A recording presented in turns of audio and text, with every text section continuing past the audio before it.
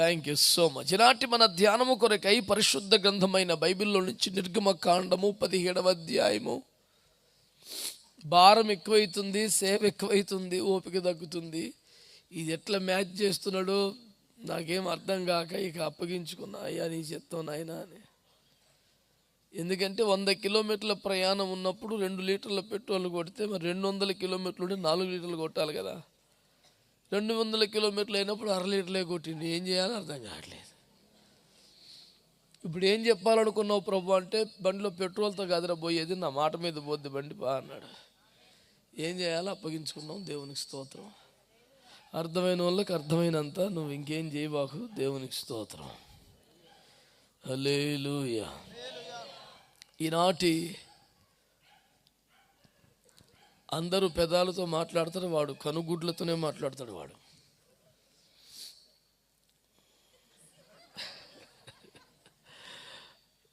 వాళ్ళ అమ్మ ఒడిలో కూర్చున్నప్పటి నుంచి ఆ గుడ్లే నన్ను చూస్తున్నాయి. దేవునికి స్తోత్రం. దేవుడైతే తల్లి గర్భములో ఉన్నప్పుడే నా కనులు నిన్ను చూచెను అంటాడు. నేనైతే తల్లి ఒడిలో కూర్చున్నప్పటి నుంచి అని చెప్పగలను.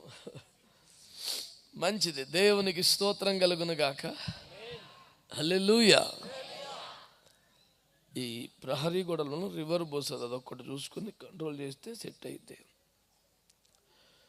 నిర్గమకాండము 17వ అధ్యాయం 11వ వచనాన్ని చదివి సహాయం చేయండి.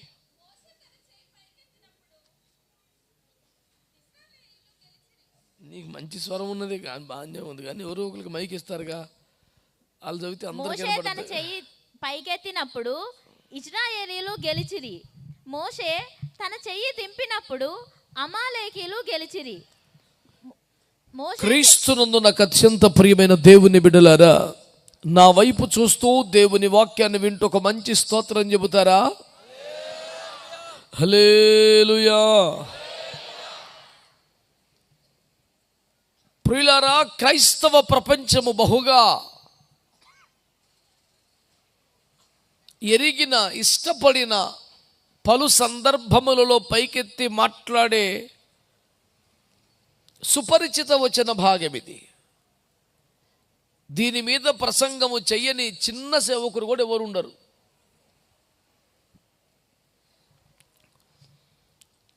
క్రైస్తవ ప్రపంచానికి సంబంధించినంత వరకు ఇది జగమెరిగిన వచనం.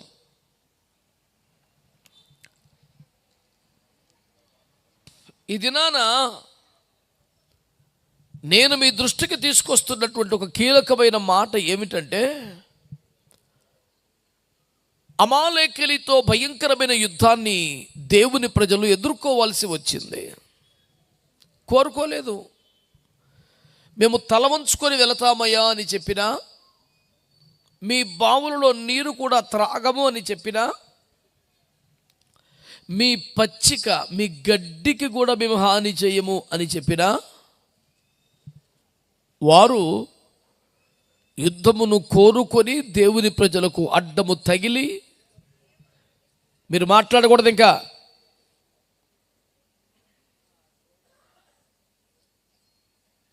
వచ్చి సైలెంట్గా కూర్చుంటే కూర్చోవటం, లేకపోతే వదిలేయటమేక. ఆ ముందు జరగండి, ఆ పక్క జరగండి, ఎదరికెళ్ళండి, ఈ సువార్త నాకన్నా ఎక్కువైంది. కార్యకర్తలందరూ కూడా ఇక నోటితో పని చేయకండి.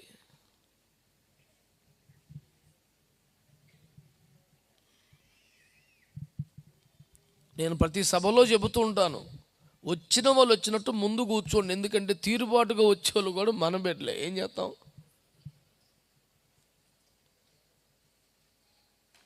మొదట వచ్చిన వారు మాత్రం మనవారు కాదు, చిట్ట చివరుడు కూడా మనోడే. అడిగి కూడా ఎక్కడ దిక్కున చోటు పెట్టాలి. ఎందుకంటే వాళ్ళకి అంత కంగారే ఉండదు, ఆత్రం ఉండదు. తీరుబాటుకు వచ్చి వాళ్ళ సమర్పణే తీరుబాటు. అయినా సరే మన బిడ్డలే. వాళ్ళ తిప్పలు వాళ్ళకు ఉంటాయి, మనం ఎన్ని చెప్పలేమే. మారు మనసు పొందిన క్రైస్తవులందరూ ఒక స్తోత్రం చెప్పండి. హల్లెలూయా. ప్రభునందు మిక్కిలి ప్రియమైన దేవుని బిడ్డలారా, ఈ అమాలేకీయులతో యుద్ధము విషయములో దేవుని సన్నిధిలో దైవజనుడు ప్రార్థించగా, వెళ్ళండి మీకు వారిపై అత్యధికమైన విజయమునిస్తానని దేవుడు మాట్లాడాడు. మాట్లాడి ఒక అద్భుతమైన మాట చెప్పారు. యుద్ధం ఎలా చేయాలో నేను చెబుతాను. ఆ మాట నాకు చాలా ఇష్టం. 10వ వచనంలో ఏమంటాడు తెలుసా? యెహోషువ మోషే ఆజ్ఞాపించినట్టు యుద్ధం చేశాడట. ఆమేన్ చెప్పండి గట్టిగా, బాగా చెప్పండి గట్టిగా. శత్రువు కదలికలను బట్టి, వారు రెచ్చగొట్టే విధానాన్ని బట్టి, వారి బలాలను బట్టి యుద్ధ వ్యూహాలు, పద్ధతులు, విధానాలు ఏర్పరచుకోలేదు, మార్చుకోలేదు.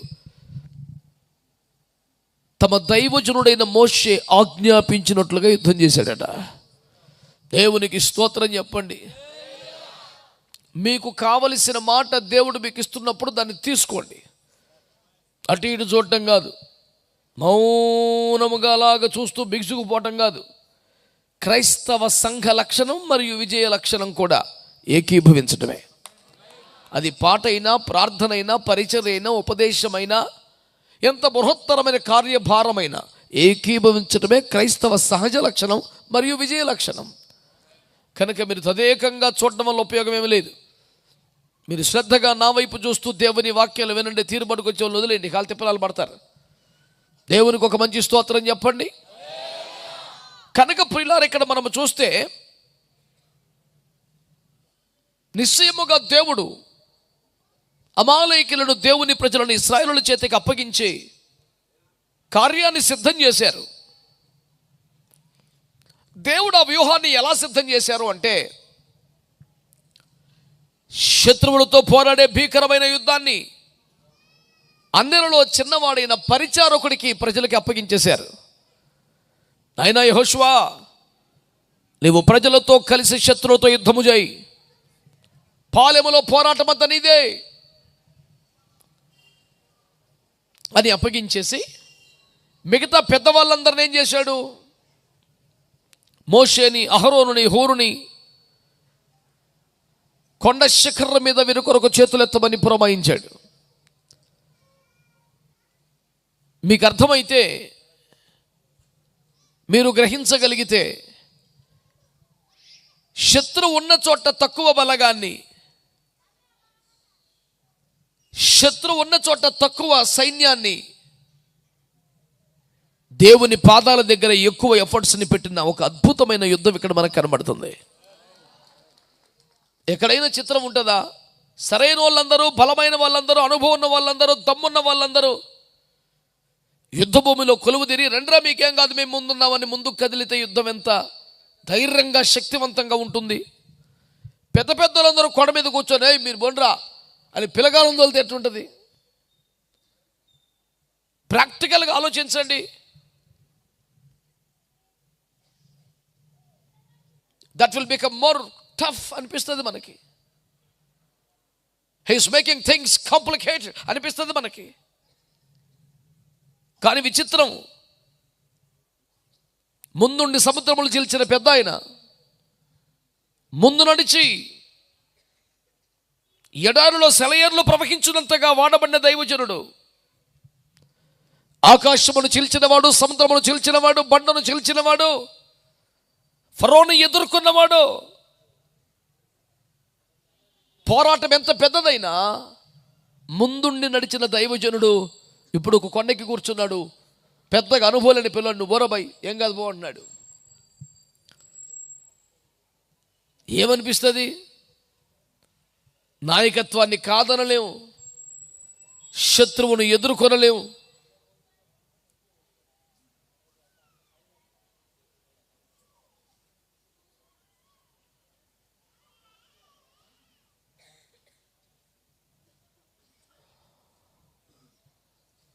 చిక్కులో పడ్డాం, ఇక మనం ఇబ్బంది తప్పదేమో అనే ఒక విచిత్ర పరిస్థితి ఏర్పడింది. ఈ దినాన శ్రద్ధగా ఈ మాటలు ఆలకించండి. ఈనాటి సందేశంలో మొదటి మాట, ప్రత్యక్షముగా కార్యక్షేత్రములో తక్కువ ఎఫర్ట్స్ పెట్టారు, దేవుని పాద సన్నిధి వద్ద ఎక్కువ ఎఫర్ట్స్ పెట్టారు. అత్యధిక బలగములు, అనుభవనీయులందరూ ప్రభు పాదాల దగ్గర ఉన్నారు. పరిచారకులు, యువకులు మాత్రమే పనిలో ఉన్నారు. ఈనాటికి మన ఎదుట ఉన్న ఆత్మీయ పోరాటముల కొరకు, సేవా పోరాటముల కొరకు దీనిని మొదటి పాఠంగా మనం తీసుకుందాం. ఎంతమంది ఆమేనని చెప్పగలరు? నేను అడిగినందుకు కాదు, ఆ ఫార్ములా ఎంతమంది యాక్సెప్ట్ చేయగలరు? మనమేమంటాం, బలహీనలో చిన్నవారో, పెద్దగా యుద్ధానుభవం లేనివారో ప్రార్థనలో కూర్చుంటారులే, కొంచెం అనుభవీలందరం బయటికి వెళ్తే, యుద్ధానికి వెళ్తే బాగుంటుందని అనిపిస్తుంది. మనకు అనిపించినట్టుగా దేవునికి అనిపించదు కదా. ఇయ్యాలి కదా, రేపటికైనా దేవునికి అనిపించినట్టే మనం చేయాలా. That is the only success secret. ఈ పూట దేవుని వాక్యాన్ని గమనించండి బిడ్డలారా. అహరోన్ ఇక్కడే ఉన్నాడు, మోషే ఇక్కడే ఉన్నాడు, హూర్ ఇక్కడే ఉన్నాడు. యోషువ ఒక్కరిని పంపించి నువ్వు యుద్ధం చేయపో.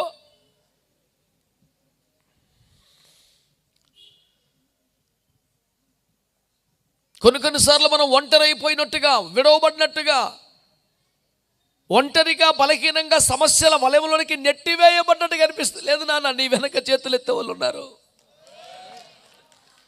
నీ కొరకే మోకాళ్ళ మీద పడ్డ వాళ్ళు ఉన్నారు, నీ కొరకే చేతులు బరువెక్కుతున్న, ప్రయాసపడుతున్న వాళ్ళు ఉన్నారు. వారు కొండెక్కిన, వారు చేతులెత్తిన నీ విజయం కొరకే సుమా. లోక భాషలో చెప్పాలంటే నీ కర్మకి నిన్ను వదిలేయలేదు. ఇంకా మొరటు భాషలో చెప్పాలంటే నీ సావుకి నిన్ను వదిలేయలేదు. క్రీస్తు యేసునందు నీకు అత్యధిక విజయము కలగాలని, ఉన్నత స్థలములలో నీ కొరకు చేతులెత్తేవారు ఉన్నారని ఈ రోజున తమ జీవితంలో, తమ సేవలో పోరాడుచున్న వారందరికీ దేవుని సేవకునిగా నేను మనవి చేస్తూ ఉన్నాను. నీ కొరకు నీ విజయం కొరకు చేతులెత్తేవారు ఉన్నారని ఒక్క ధైర్యంతో ఈ రాత్రి మీరు విశ్వాస యాత్రను కొనసాగించమని నేను ప్రభు సేవకునిగా మీకు మనవి చేస్తున్నాను. ఈ రోజున దేవుని బిడ్డలారా, మరొక మాట జ్ఞాపకం చేస్తాను. నేను యాకోబు తన ప్రియమైన భార్య రాహేలు, తనకు రెండవ కుమారుణ్ణి, అనగా రాహేలు కలిగిన రెండవ కుమారుణ్ణి, మొత్తంగా 12వ కుమారుణ్ణి ప్రసవిస్తూనే ప్రాణం విడిచిపెట్టిన నేపథ్యంలో దుఃఖితురాలై బెనోని అని పేరు పెట్టి చచ్చిపోయింది కదూ. గుడారం నుండి పసివాని కేక వినబడి ఆనంద సంతోషాలతో, కేరింతలతో పరిగెడుతూ వస్తున్న యాకోబునకు విషణ్ణ వదనములతో మంత్రసానులు కానీ, పరిచారకులు, దాసీలు, స్త్రీలు కానీ, అయ్యా నీకు మరలా ఏ లోపములని 12 కొడుకు పుట్టాడు, కానీ నీ ప్రియమైన భార్య చనిపోయిందనే దుర్వార్తను, దుఃఖవార్తను తెలియచేశారు. మోకాళ్ళ మీద కృంగి దుఃఖములో మునిగి, తల్లి కోల్పోయిన వాడు దుఃఖపుత్రుడు కాకపోతే ఏమిటి? ఓ క్షణమైనా తల్లి ఒడిలో పడుకోనేవాడు, ఒక చుక్కని తల్లి పాలు తాగినవాడు దుఃఖపుత్రుడు కాకపోతే ఏమిటి? ఎందరున్నా, ఎందరు ఆదరించినా తల్లి స్థానం ఇవ్వలేరు కనుక వాడు దుఃఖపుత్రుడు బట్టి నిజమే. కానీ కానీ కానీ కానీ ఈ దుఃఖపుత్రుడిని నీ కుడి చేతి పుత్రుడిగా మార్చుకోమని కన్నీరు కార్చాడు యాకోబు. ఆ మాటను ప్రభు నాకు మాట్లాడినప్పుడు, ప్రార్థించే తండ్రులుంటే, చేతులెత్తే తండ్రులుంటే, మొర్ర పెట్టే తండ్రులుంటే, తమ బిడ్డలను తండ్రి వైపు ఎత్తి పట్టుకునే తండ్రులుంటే, ఎవడైనా బెనోనిగా పుట్టొచ్చేమో కానీ బెనోనిగా బతికే అవసరం లేదు. వాడు బెన్యామీనుగా మారిపోతాడు. పుట్టడం పేదవాడిగా పుట్టడం, శాపంతో పుట్టడం, కర్మతో, దరిద్రంతో, ఇబ్బందులతో, బలహీనలతో, రోగాలతో పుట్టొచ్చు, కానీ అదే స్థితిలో కొనసాగాల్సిన అవసరం ఉండదు. కుడి చేతి పుత్రుడిగా మహారాజుగా మారుతాడు. ప్రార్థించే తండ్రులుంటే, చేతులెత్తే తండ్రులుంటే అని దేవుడు నాతో మాట్లాడినప్పుడు నేను సంతోషించినంతలోనే నాకు ఒక సందేహం వచ్చింది. మరి అందరి తండ్రులు ప్రార్థించే తండ్రులు కాదు కదా. చాలామంది బిడ్డలకు అసలు యేసును నమ్మని తండ్రులు ఉన్నారు కదా. దరిద్రానికి యేసును నమ్మిన మందిరానికి వెళ్ళే తండ్రుల్లో కూడా ప్రార్థించని తండ్రులే కుప్పలు తెప్పలు తెచ్చారు కదా. ఇంత కఠినమైన భాష వాడినందుకు మన్నించండి. క్రైస్తవుడు అవి కూడా ప్రార్థన చేయకపోతే నీకు అంతకన్నా గౌరవ పదం ఇవ్వడానికి నాకు మనసు లేదు. అరే క్రైస్తవుడు అంటేనే ప్రపంచంలో క్రైస్తవేతర ప్రపంచం కూడా క్రైస్తవుడు అంటేనే ప్రార్థన చేసేవాడు అనే భావన ఫిక్స్ అయిపోయి, నేను క్రైస్తవుని అనగానైతే మా కోసం కూడా ప్రార్థన చేయండి అంటారు. నీ పేరుంటేనే ప్రార్థనని ప్రపంచం భావిస్తూ నువ్వు తిని పడుకుంటున్నా నేను మెచ్చుకోవాలా? మళ్ళీ అదొక అడ్డగోలు ఎక్స్పెక్టేషన్, అవసరం లేదంతా. నచ్చకపోయినా, రోషం వచ్చినా, కోపం వచ్చినా ప్రార్థన చేయి, తప్పేం లేదు. దేవునికి స్తోత్రం. ఈరోజు మీకు మనవి చేస్తున్నాను, మరి అందరికీ ప్రార్థించే తండ్రులు ఉండరు కదా, వాళ్ళ బతుకేంది, వాళ్ళ కర్మేంది, అంతేనా అని ప్రార్థన చేస్తే ప్రభు అన్నాడు, అందుకే కదా ఆత్మీయ తండ్రులను ఏర్పాటు చేశాను. మీ బాధ్యత ఏముంది? మీరు వారి కోసం నమ్మకంగా చేతులు ఎత్తాలి. ఇది మీ డ్యూటీ అని ప్రభు మాట్లాడితే, నేను మరొకసారి అప్పటికే ఎన్నో ఏండ్లుగా సేవలో ఉన్నా, తిరిగి ప్రభు మాకు అప్పగించిన బిడ్డల కొరకై నమ్మకంగా చేతులు ఎత్తుతున్న జీవితాన్ని మరలా ప్రభుకు సమర్పించుకున్నాను. ఇందాక పాస్టర్ గారు చెప్పినట్టు పరిస్థితులు ఎంత బలహీనంగా ఇబ్బందికరంగా ఉన్నా నమ్మకంగా దేవుని ఎదుట ప్రభు మాకు అప్పగించిన బిడ్డల కోసం చేతులు ఎత్తడం మేము మానటం లేదు. దేవుని ఎదుట మా కన్నీరే దానికి సాక్షి.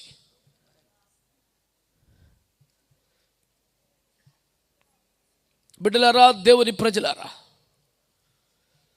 నేను ఎందుకు ఈ మాట చెబుతున్నానంటే, మిమ్మల్ని గెలిపించుటకు చేతులు ఎత్తడానికి దేవుడు కొంతమందిని లేవనెత్తాడు. మీ కుటుంబ జీవితాల్లో, మీ బిడ్డల చదువుల్లో, మీ ఆత్మీయ జీవితాల్లో, వాళ్ళ వివాహ బంధాల్లో, ఉద్యోగ జీవితాల్లో, వ్యాపార రంగంలో నానాటికి సవాళ్ళు, కాంపిటీషన్స్ ఎక్కువైపోయి, వ్యతిరేకతలు ప్రబలిపోయి, కక్ష కార్పణ్యాలు తప్ప ఏమీ లేని ఒక దుర్మార్గ వాతావరణం ఉన్న పాపిష్టి సమాజంలో ఇక నెగ్గుకు రాలేవు అనేంత నైరాశ్యం బిడ్డలను అలుముకుంటున్న కాలంలో కలవరపడకండి. మీ కొరకు చేతులెత్తి వారిని దేవుడు లేవనెత్తాడని మీకు జ్ఞాపకం చేస్తున్నాను.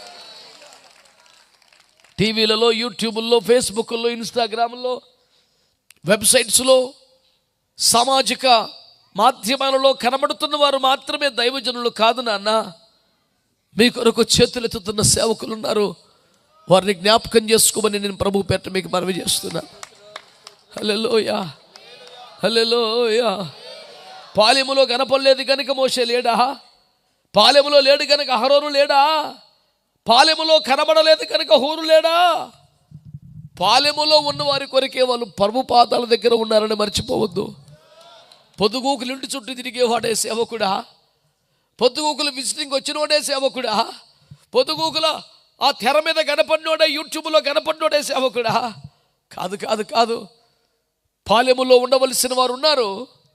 ప్రభు పాదాల దగ్గర మీ కొరకే గడుపుతున్న వారు కూడా ఉన్నారు.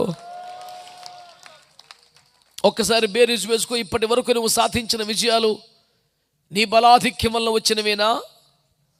పొందుకున్నటువంటి మేలులన్నీ నీవు విత్తి కోసుకున్నవేనా?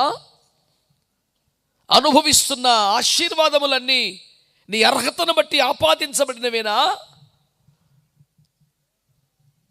దేవుని కృప నీ పట్ల హెచ్చగునట్లుగా నీవు దుఃఖపడిన ప్రతి సందర్భములో చేతులెత్తిన వారు లేరా? అయ్యో,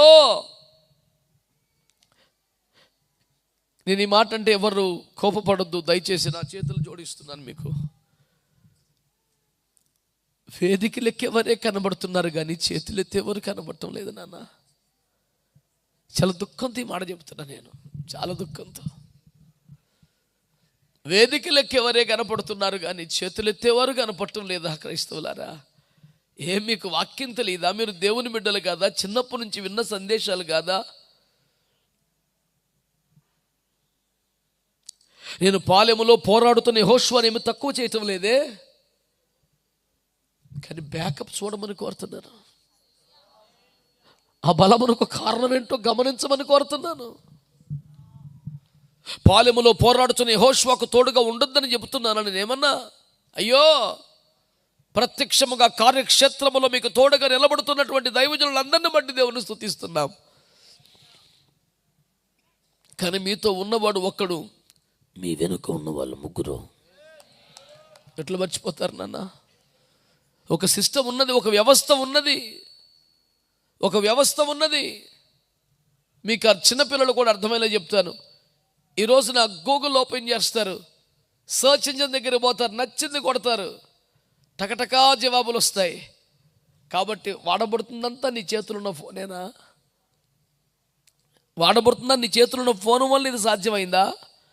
దీని వెనుక వేల వేల వేల మంది ఇంజనీర్స్ గూగుల్లో పనిచేస్తున్నారు కాదంటారా?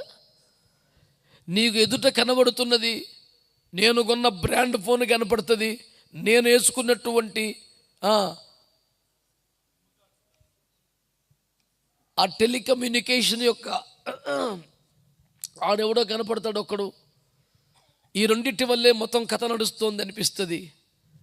కానీ దాని వెనుక ప్రయాసపడుతున్న వాళ్ళు, నువ్వు కోరిన సమాచారం కనీసం 10 సెకండ్స్ కూడా తీసుకోకుండా నీ ముందుకు తెచ్చిపెట్టడానికి ప్రయాసపడుతున్న 3 షిఫ్ట్లో పనిచేస్తున్న వేల మంది ఇంజనీర్లు ఉన్నమాట నిజం కాదా? సేవ కూడా అట్లాంటిదేనని, నీ ఎదురుగా ఉన్నవాడు ఒక్కడని, నీతో నిలిచిన వాడు ఒక్కడని, నీ వెనుక 3 ఉన్నారని, వాళ్ళందరి యొక్క సంయుక్త ప్రయాస మీ విజయంకు హేతు అవుతుందని, నాతో ఉన్నవారు మాత్రమే కాదు, నా వెనుక కూడా నా కొరకు ఉన్నారు కొందరనే ధైర్యంతో మీరు ముందుకెళ్ళాలని నేను ప్రభువు పేరిట మీకు మనవి చేస్తున్నాను. ఇది మేము ప్లాన్ చేసింది కాదు, దేవుడు ఆజ్ఞాపించిన క్రమం ఇది. ఎలా అయితే బాగుంటుందని ఎవరో ఒక కంపెనీ యజమానికి వచ్చిన థాట్ కాదు, ఇది దేవుడు నియమించిన క్రమం ఇది.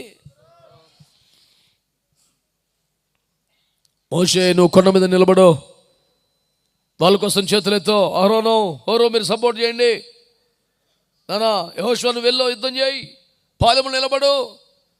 ఈ క్లాసిఫికేషన్ అంత ఎవరు చేశారు? నువ్వు ఇట్లా చేయి, నువ్వు నిలబడు, నువ్వు వాదుకో, నువ్వు యుద్ధం చేయి.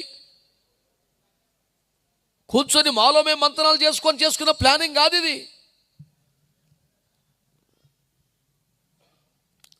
These are the directions from heaven, from the God Almighty. ఇది నేరుగా దేవుని వద్ద నుండి వచ్చినటువంటి ఒక సూచన, వ్యూహాత్మకమైన పోరాటం ఇది.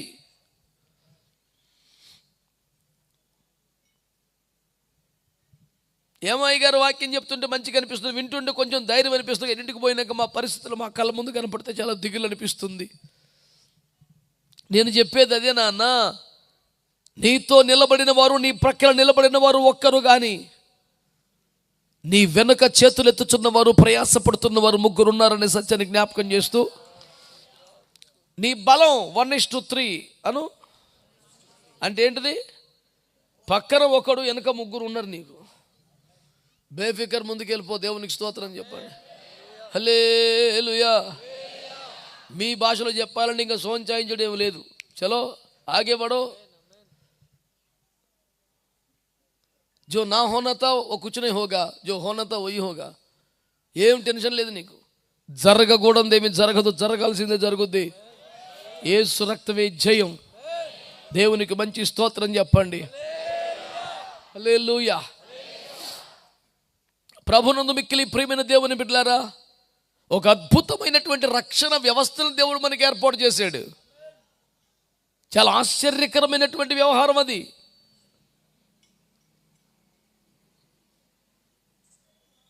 ఈ పోరాటాలు మనం కోరుకున్నాయి కాదు, ఈ కష్టాలు మనం కోరుకున్నాయి కాదు. వద్దురా బాబు వచ్చి పడ్డాయి. ఎందుకు? నేను ఇట్లా మాట్లాడితే మీరు కోప్పడతారేమో కానీ మాట్లాడక తప్పదు కదా. గమ్మునింటికాడ ఉండకుండా ఫరో ఎందుకు రావాలి? పోని అనుకున్నాడు, సైన్యాన్ని పంపొచ్చు కదా. పోని ఇంకా కసితెరల సేనాధిపతిని కూడా పంపొచ్చు కదా. సైన్యాన్ని పంపి, సేనాధిపతులను పంపి, ఈయన కూడా తయారై వచ్చాడు. చచ్చిపోతా కదా. అవును అనాల్సి వస్తుంది. మరి అందరు ఎర్రసందులో పడి చచ్చిపోయారుగా. ఫరోను అతని శరీరమును అన్నమాట. మన పాటలో ఫరో రథముల సేనలను అనువాడు. కానీ అసలు ఏంటంటే ఫరోను అతని సైన్యమును.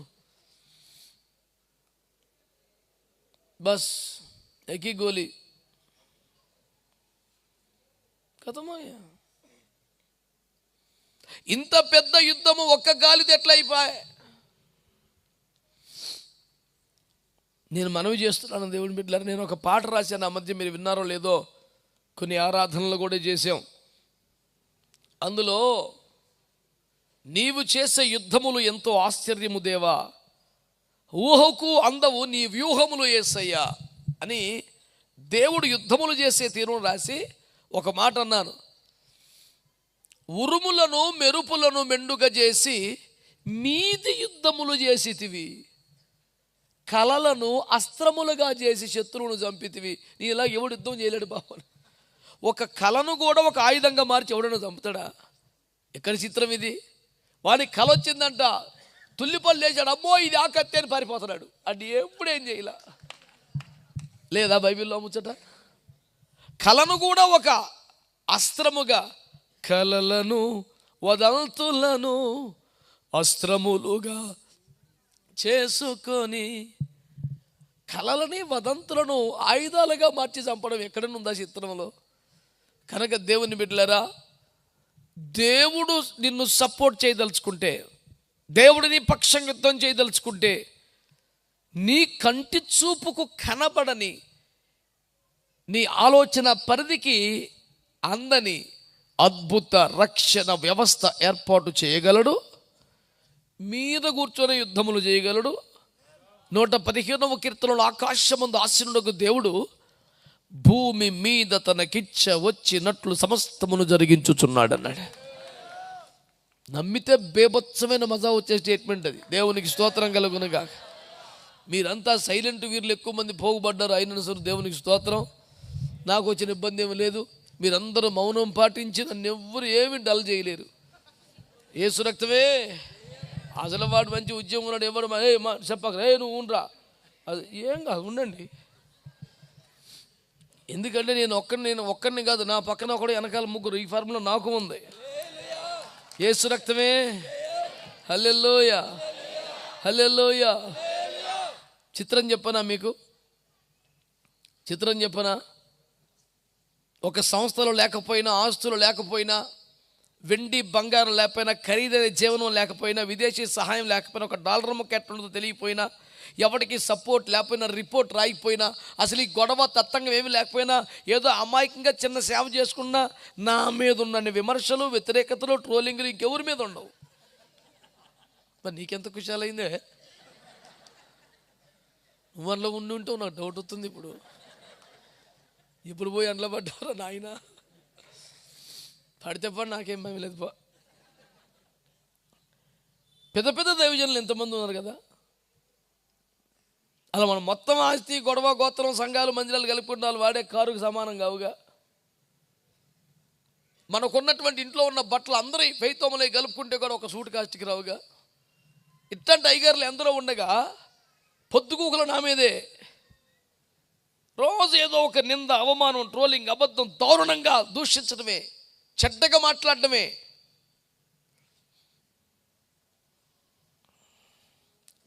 ఇంతమంది కలిసి ఒక్కడి మీద పడ్డారు ఏందిరా అని నా మీద నేనే ఎంక్వైరీ కమిషన్ వేసుకొని చూసుకున్నాను. అసలు ఏంది గొడవని. విచిత్రం ఏంటిదంటే, వెండి బంగారాలు, ఆస్తిపాస్తులు బేబత్సంగా ఏమి లేవు, కానీ అట్లాంటి దిక్కుమలోను కాదు సుమా. దేవుడు నాకు ఇల్లు ఇచ్చాడు, మందిరం ఇచ్చాడు, కారు ఇచ్చాడు, యేసు రక్తం వేజ్జయం, మందిరాలు ఇచ్చాడు. దేవునికి స్తోత్రం. ఉత్తుత్తి పేదరపులు, దొంగ మాటలు ఏం చెప్పట్లే నేను. అర్థమైందా? కానీ అయ్యగారులతో పోల్చుకుంటే దశభాగం కాదు, అది ఇంకా ఎక్కువ నిజం. యేసు రక్తం వేజ్జయం. మరి నా మీద పడ్డారు ఏందిరా అని చూస్తే 2 తెలుగు రాష్ట్రాల్లో నెలకి 4500 మంది పాస్టర్లు ₹1 కానుక ఇవ్వకుండా, తీసుకోకుండా నాతో కలిసి మోకరించి ప్రార్థన చేస్తున్నారు.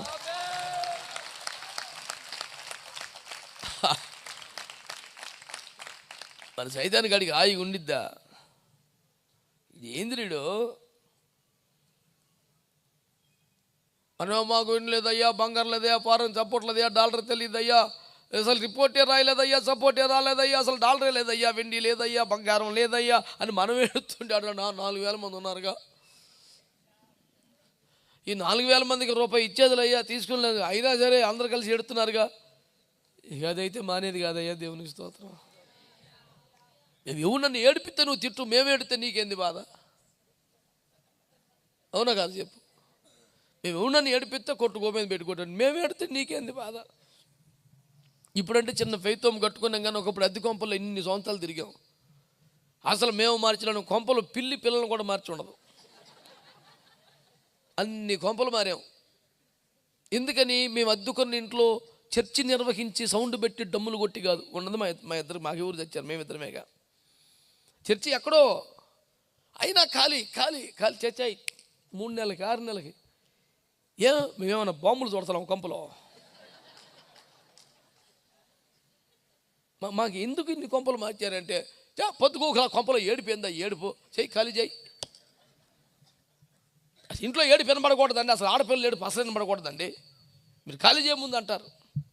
అయ్యా మీకోసం ఏడుతాం, అయ్యా అక్కర్లా, ముందు ఖాళీ చేయి. నేను అనేది ఏంటంటే, మిమ్మల్ని ఏడిపెత్తలేదుగా, మేము ఏడుతున్నా సరే చీకొడతావా? అదేందో మరి. ఆరంభం నుండి కన్నీటి ప్రార్థనలు చేసుకుంటున్న వారి మీద ఎందుకో చిన్న చూపు, తృణీకారం. కోపడద్దుగా ఒక మాట అంట, నువ్వు కన్నీరు గార్చే అవసరం వస్తే కూడా నీకోసం ఏడిచేది మళ్ళీ మేమే. ఈ నెంబర్ సేవ్ చేసుకో, డిలీట్ చేయొద్దని మనమే చేస్తున్నాను. పొద్దుగూకుల కటిక బూతులు తిట్టేసి నెంబర్ బ్లాక్ చేయబాకు. మళ్ళీ నీకు తిప్పలు వస్తే మళ్ళీ ఫోన్ చేయవలసిన నెంబర్ అదే వస్తుంది. నేను కాదు, 4000 మంది ఉన్నారు కనీసం.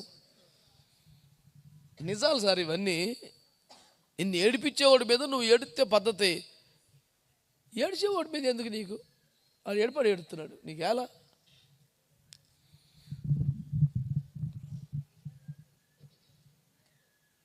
ఏంది ఎట్టు చూస్తున్నావు? నేనేమంటున్నానంటే, నువ్వు కూడా ఏడు, ఎవరిని ఏడిపించు బాబు. ఒక్కరు కూడా ఆమె నాన్న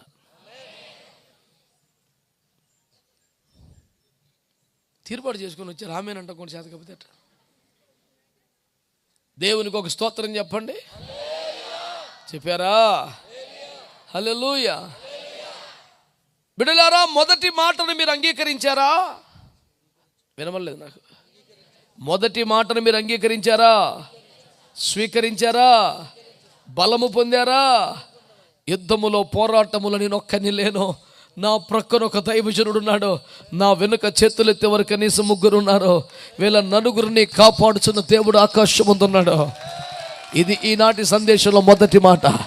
నీ ఎదుట ఉన్న పోరాటం ముందుకెళ్ళో, నీ ఎదుట ఉన్న ప్రాజెక్టులో ముందుకెళ్ళో, నీ ఎదుట ఉన్న ఎగ్జామ్లో ముందుకెళ్ళో, నీ ఎదుర్కొన్నటువంటి అవకాశంలో ముందుకెళ్ళో. నీ ప్రక్కన ఒక దైవజనుడు ఉన్నాడు, కానీ నీ వెనుక 3 సేవకులు చేతులెత్తి ఉన్నారు. వీళ్ళందరికీ పైగా తండ్రి కుడి పార్శ్వన ప్రభువైన యేసుక్రీస్తు మోకరించి ఉన్నారు. దేవునికి స్తోత్రం కలుగునుగాక. హల్లెలూయా. నువ్వు ఎందుకు ఒంటరివాడిగా ఫీల్ అవుతున్నావు? నాకు ఎవరు లేరు ఎందుకు ఫీల్ అవుతున్నావు? అయ్యయ్యో, పొద్దుగూకులు నీ చుట్టూ ఉండి నీ చేతనే కాపీలు టీలు పెట్టించుకొని టిఫిన్లు చేసి భోజనాలు చేసి ఇంకా అప్పుల పాలు చేసేవాడు 4 కావాలా? నువ్వు గెలవాలని రహస్యం ముందు ఏడ్చు 3 కావాలా? ఏం పిచ్చి కోరికరా నీకు? అలా నువ్వు ఏం చెప్పిన పనులు ప్రార్థన కూడా చేయి. నా దగ్గర నువ్వు ప్రార్థన చెప్పిన పనులు నా ఇంచుకుంటూ, నీ టిఫిన్ తెస్తా, నీ కూర తెస్తా. ఏళ్ళరా ఈ కోటం నెలని కాసేపు ప్రార్థనలో ఉంటాడు. నీకు అది నచ్చదు, నువ్వు చుట్టూ జనం చేరాలా. ఎందుకు జనం చుట్టూతా? నీ ఇంట్లో ఉన్నది 2 3 2 ఇడ్లీలు కొనుక్కొని చెరుకు మొక్క తినండి సరిపోతుంది. పేరానికి 20 మందిని తీసుకొచ్చి 40 ఇడ్లీలు తెచ్చి ఎందుకు ఇంకా కప్పులు పాలు అవుతున్నావు? ఓరక జనం కోరుకోకు. నీకు ఒక అద్భుతమైన ఏర్పాటు ఉంది. I'm withdrawing no, I'm withdrawing no, I'm turning back. అవసరంలా. నీకు మాట చెప్పనా?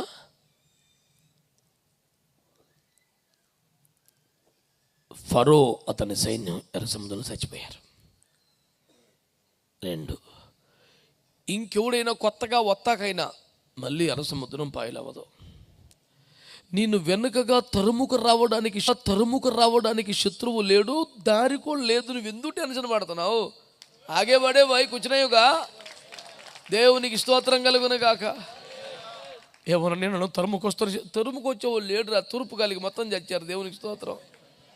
నువ్వు ఇంకా వెనక్కనే నువ్వు ఆగేవాడో, ముందుకెళ్ళబ్బాయి, నీకు డోకా లేదు. దేవునికి స్తోత్రం కలుగును గాక. అబ్బాయి నీకు డోకా లేదు. దేవునికి స్తోత్రం కలుగును గాక. హల్లెలూయా. బిడ్డలు ఓడిపోతున్నారు బాబోయ్ అని కంగారపడి మళ్ళీ చేతులు ఎత్తగానే మళ్ళీ ఇటు తిరిగింది. మ్యాచ్ టర్న్ అయింది. యేసు రక్తమే జయం. ఇక పర్లేదురా విన్నింగ్ పాయింట్ అనేపాటికి మళ్ళీ దించుతూనే మళ్ళీ మ్యాచ్ లాస్ అయ్యి అమ్మమ్మమ్మమ్మ అని మళ్ళీ చేతులు ఎత్తున్నాడు.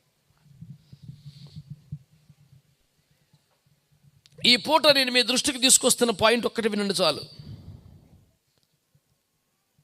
ఇంతకాలం గెలిచారంటే, ఇంతకాలం అప్పర్ హ్యాండ్ ఉందంటే, ఇంతకాలం ఆధిపత్యం పై చేయి సాధించడం కారణం ఏంటి తెలుసా? చేతులు ఎత్తే వాళ్ళు ఉన్నారు కనుక. ఆమేన్. నీవైనా, నీ కుటుంబమైనా, నీ బిజినెస్ అయినా, నీ జాబ్ అయినా, పిల్లలైనా, వారి చదువులైనా, వ్యాపారమైనా, నీవు ఎదుర్కొంటున్న పోరాటం ఏదైనా ఇంత దాకా వచ్చావంటే కారణం ఏంటి తెలుసా? చెప్పండి అన్నమాట. ఆల్ రైట్, నేను అంటున్నాను, నిన్ను గెలిపించే చేతులు అనండి, అనండి గట్టిగా. నిన్ను గెలిపించే చేతులు బరువెక్కుతున్నాయట. నిన్ను గెలిపించే చేతులు బరువెక్కుతున్నాయట.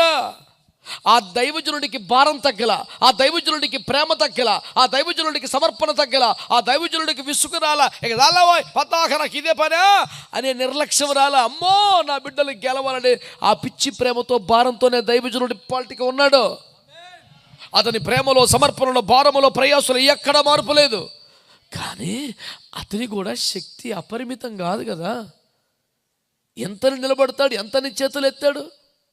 దైవజనుడు పిలువబడ్డవాడే, ఏర్పరచబడ్డవాడే, అభిషేకించబడ్డే, వాడబడుచున్నవాడే, సంద్రములు చీల్చినవాడే, నింగిని చీల్చినవాడే, బండను చీల్చినవాడే, దేవుని ప్రజల కొరకు సకల పోషణములను తెచ్చినవాడే.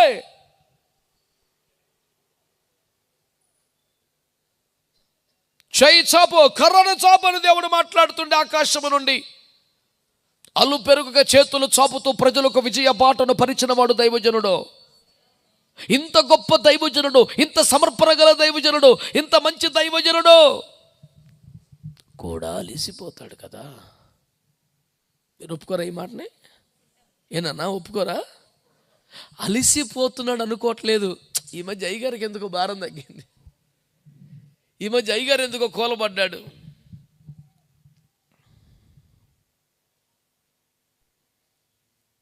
మీ అందరికీ మనవి చేస్తున్నాను,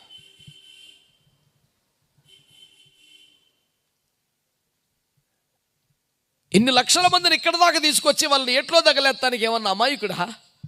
దేవుని దగ్గర లెక్క చెప్పాలనే భయం ఉండదా? వారిని విడిపించుటకును నడిపించుటకును రమ్ము నిన్ను పంపేదని చెప్పలేదా దేవుడు? వారిని విడిపించడం, ముందుకు నడిపించడం బాధ్యతగా పిలువబడ్డ సేవకుడు కాదా? వారు కన్నీరు చూచితిరి, వారి బాధలు చూచితిరి, వారి మొర్రలు వింటిని, విడిపించుటకును వారికి వాగ్దానము చేయబడ్డ కనాను దేశములోకి నడిపించుటకును నేను వచ్చి తిని కాగా రమ్ము నిన్ను పంపెదును నా పక్షంగా అన్నాడు. అంటే మోషే పిలుపులో విడిపించుట ఉన్నది, నడిపించుట ఉన్నది.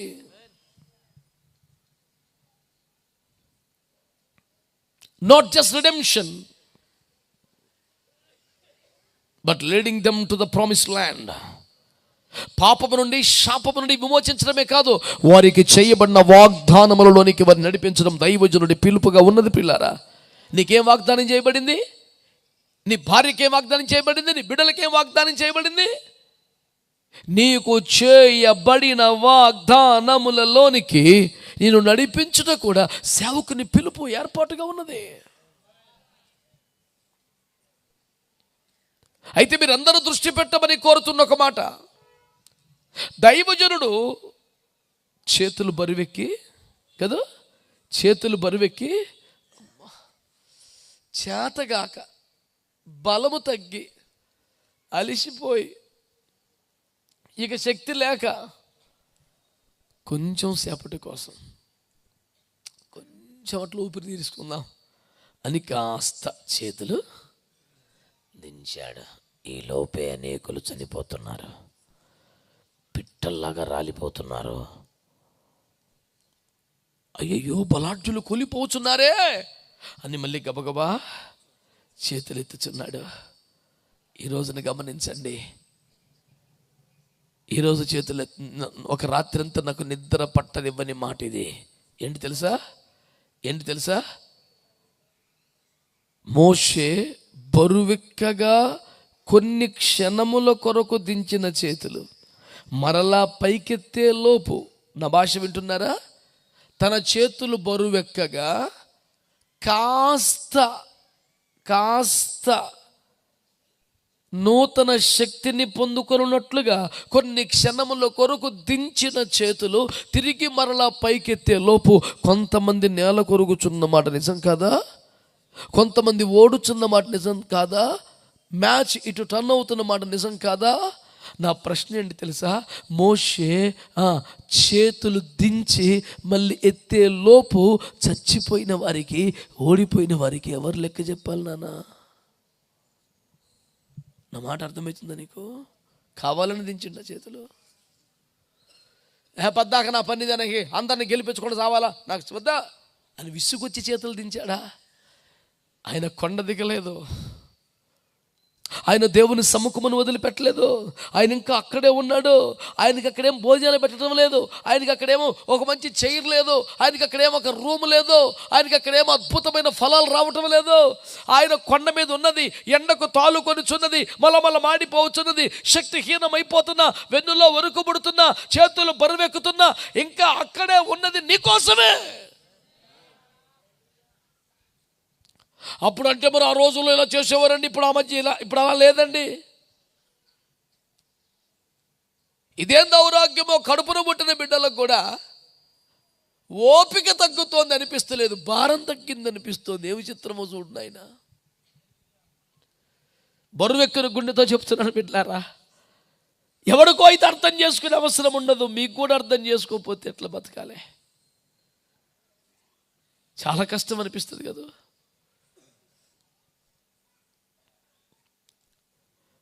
అప్పులోడు ఇంటి మీదకి వచ్చి అరిసినట్టుగానే ఇంటి వాళ్ళు అరిస్తే ఆడు ఏమైపోవాలి? అప్పులోడు కంటే అర్థం చేసుకోవాల్సినంత అవసరం లేదు, వాడికి ఏమవసరం? పైసలు ఇచ్చాడు, నీ కష్టానికి అడ్డుపడ్డాడు, మళ్ళీ ఇవ్వాలి. అది న్యాయమైన డిమాండ్. వాడు కోప్పడితే కూడా న్యాయమైన కోపం అది. కానీ ఇంటోడి తిప్పలు నీకు తెలియదా? నువ్వు కూడా అదే మాట మాట్లాడితే వాడొచ్చి శాతగానోడని, నువ్వు కూడా శాతగానోడే అని సాగు కోరుతున్నావా? నేను చెప్పేది ఇంటి అప్పులు, ఇంటి ఆడపిల్ల మాటల గురించి కాదు, సంఘ బిడ్డల కోసం, క్రైస్తవుల కోసం చెబుతున్నాను నేను. అరే, అన్యుడు దూషించి, క్రైస్తవ వ్యతిరేకి దూషించి, శత్రువు దూషించి, నువ్వు కూడా దూషించి ఇట్లా అయిపోయి కదా. హెబ్రీ పత్రిక 10లో అంటాడు, ఒక విధమును చెప్పిన ఎడల మీరు 10 మందిలో ఆరడి పరితిరి అన్నాడు. ఆ పదం ఎందుకు వాడాడు? మీరు 10 మందిలో ఆరడి పడితిరి అంటే ఇజ్జత్ పోయిందని, రోడ్డు మీద పడ్డారని, సిగ్గుపడాల్సి వచ్చిందని, తల దించుకోవాల్సి వచ్చిందని, ఎవడబడితే వాడు మీ గురించి మాట్లాడేశాడని. నేను మళ్ళీ చెప్తున్నాను, చేతులు దించుటకు కారణము విసుగు కాదు, నిర్లక్ష్యం కాదు, ఇక జాలే అని కాదు, వాళ్ళ జావని అని కాదు. భారం తగ్గటం లేదు, ఓపిక తగ్గుతుంది. నేను చెప్పేది ఆరోగ్యం గురించి మాత్రమే కాదు సుమా, మీరు అర్థం చేసుకుంటారని నేను నమ్ముతున్నాను బిడ్డలారా. నా మళ్ళీ దుఃఖకరమైన ప్రశ్న, ఒక రాత్రిలో నిద్ర పట్టనివ్వని ప్రశ్న ఏంటి తెలుసా? బరువెక్కి చేతులు దించి అమ్మోని కంగారు పడి మళ్ళీ చేతులు పైకెత్తే లోపు నేల కొరిగిన వారి, ఓడిపోయిన వారి ప్రాణములోకి ఎవరు లెక్క చెప్పాలి? వెంటనే హూరులు వచ్చారు, గబగబా చేతులు ఎత్తారు, ఓ రాయేశారు, కూర్చోబెట్టారు, మళ్ళీ విజయం వచ్చింది. ఇదంతా నేను ఎరుగుదును. నా ప్రశ్న అంతవరకు పోవటం లేదు. ఆల్రెడీ కొందరు ఓడారు కదా, వాళ్ళ సంగతి ఏందంటున్నా నేను. ప్రమాదమును గమనించిన హూరులు త్వరగా వచ్చారు, రాయి వేసి కూర్చోమన్నారు, చేతులు ఆదుకున్నారు, మాలిష్ చేశారు, మసాజ్ చేశారు, చేతులు దించే పరిస్థితి రాకుండా చూశారు. యుద్ధము పూర్తిగా వరకు నిలిచారు, అఖండ విజయమును సొంతం చేసుకున్నారు. హల్లెలూయా అని చెప్పడం ఈజీయే. మాకు ఒక నాయకుడు ఉన్నాడు కదా, వాళ్ళు యుద్ధానికి వెళ్ళారు. దేవుని ద్వారా, దేవుడు సేవకుడు చెప్పిన మాట ప్రకారం కదా యుద్ధానికి వెళ్ళారు. పెద్దవాళ్ళందరూ పైన వీనొక్కడనే తోడికిచ్చినా పర్లేదు, ఆయన చెప్పాడు కదా చూసుకుంటాడు కదా ముందుకు వచ్చారు. మరి ఈ స్థితిలో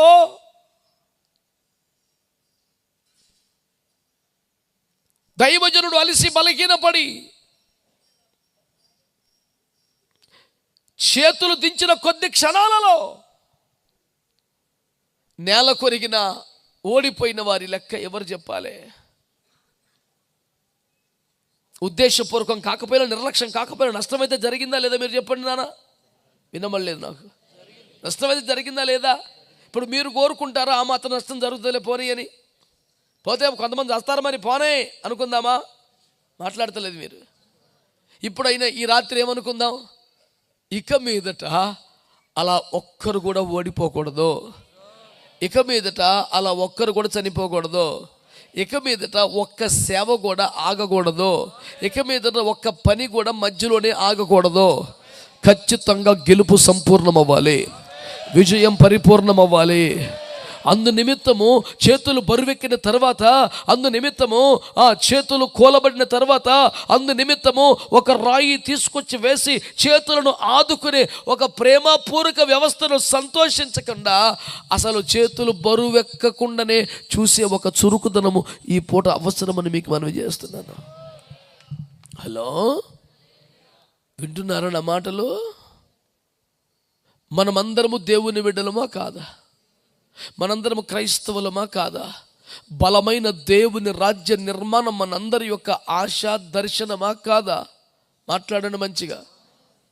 ఆమేన్. బలమైన దేవుని రాజ్య నిర్మాణము కొరకు మనకు ఎంతో కొంత బాధ్యత ఉందా లేదా? ఆమేన్, ఆమేన్.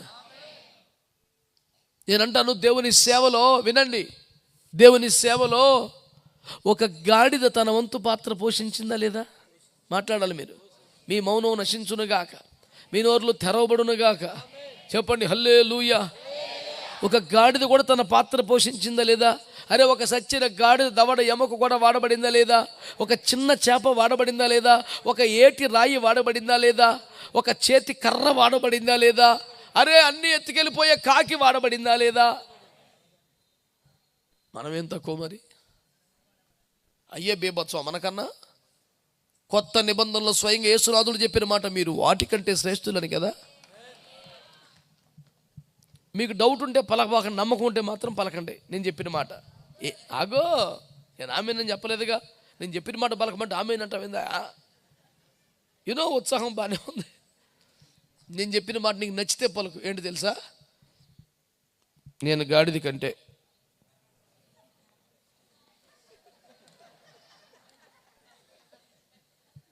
నీకు నచ్చితే చెప్పులు, బలవంతం లేదు.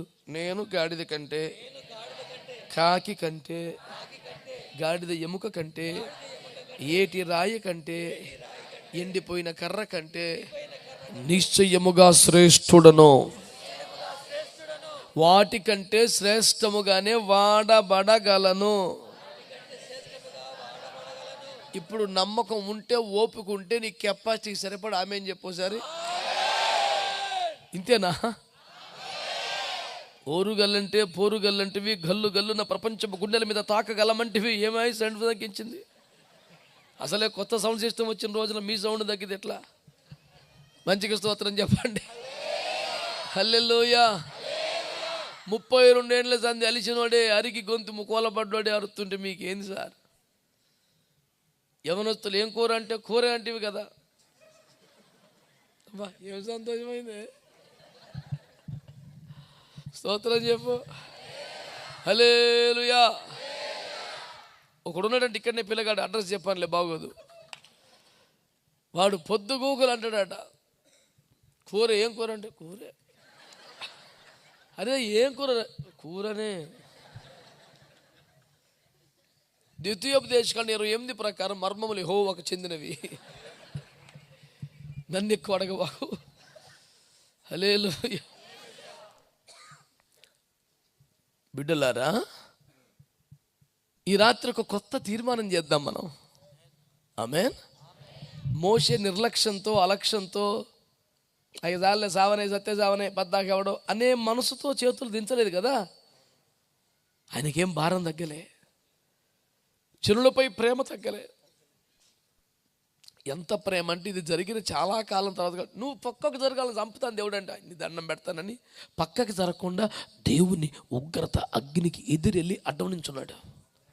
ముందు నన్ను కాల్చి పడేప్పుడు ఇళ్ళ దగ్గరికి అన్నాడు.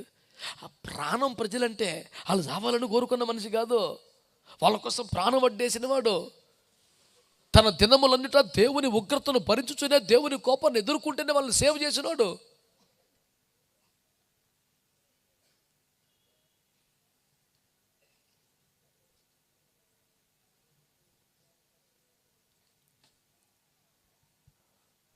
ఎప్పుడు వెనకడుగేయలేదు.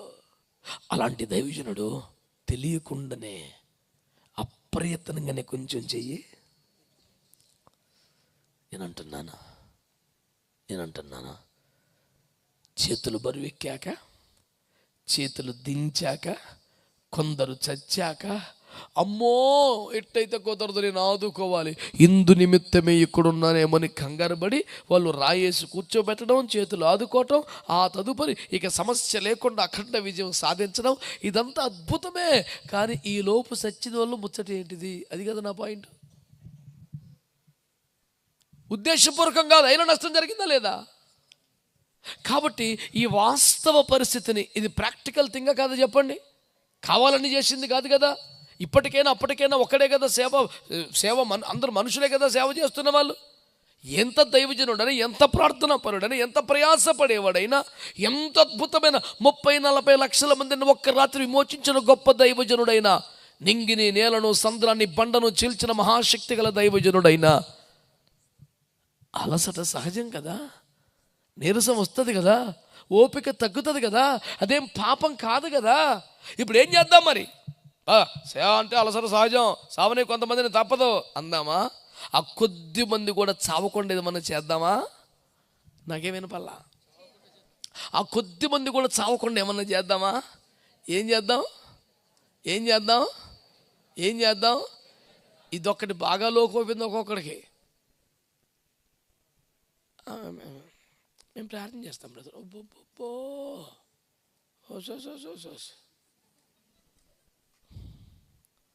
ప్రార్థన చేస్తారంట బాబులా. మీకు ఒక మాట చూపించమంట వేటే, చూపించదా? అలాగ చూస్తా వేటరా నాయన. నీకు ఒక మాట చూపించదా వద్దా? చెప్పేటే. నిర్గమకాండం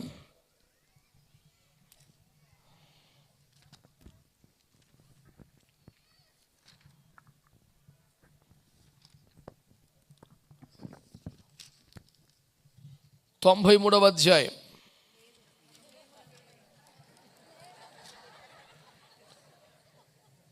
లేదా? షూర్? అట్లయితే 14 తీయండి.